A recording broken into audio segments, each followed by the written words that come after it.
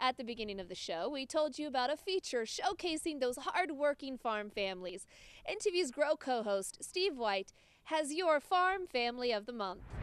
Tonight we introduce you to our Farm Family of the Month, a young couple in the Cotesfield area with diverse interests, but a common passion for agriculture. I am the fifth generation. A century after the first home was built here, a new generation goes back to the past. Well, we're kind of a diversified operation. I'm a Charlet and he's everything but Charlet. Sorghum, a lot of Hereford. Black commercial cows. Corn, soybeans. A young couple with interests in both crops and livestock. Ben and Jamie Keep have no trouble staying busy. I'm never bored. I have something to do all seasons of the year, whether I like it or not. They say their parents provided the framework to get started, but say they've had to establish themselves too. It can be a challenge to get your foot in the door, that it takes a lot of knowing people or working with other people to get it all started. Ben and Jamie grew up 50 miles apart and attended colleges in different directions.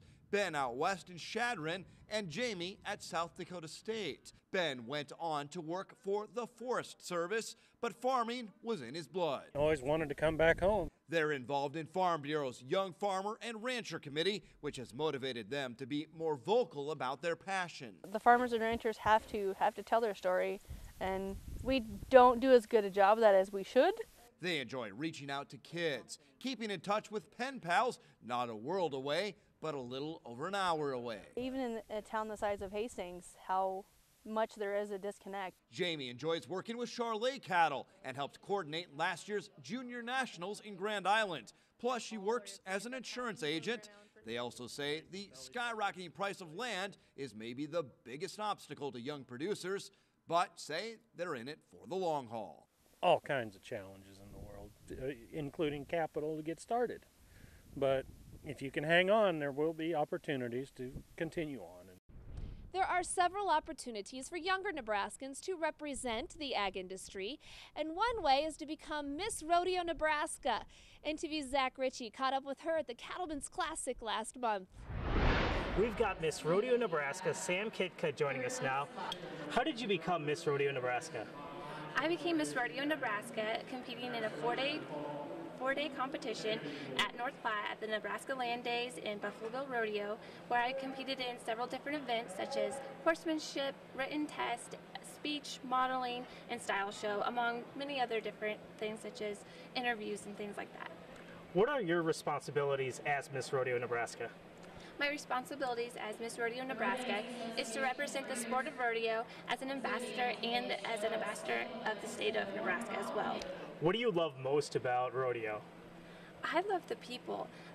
Rodeo fans and rodeo people are the best that you'll ever meet. They are down to earth, and you can't be in a better place than somewhere at a rodeo, and you'll have smiles and friends everywhere you go.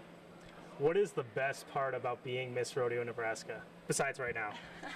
The best part about being Miss Rodeo Nebraska has to be meeting the people. I can't say it enough. I go everywhere and I just realize how small this world really is, and I make contacts and friends with people all over the place, and it's fascinating to me. What is it like knowing that you're a positive role model and influence to young girls out there?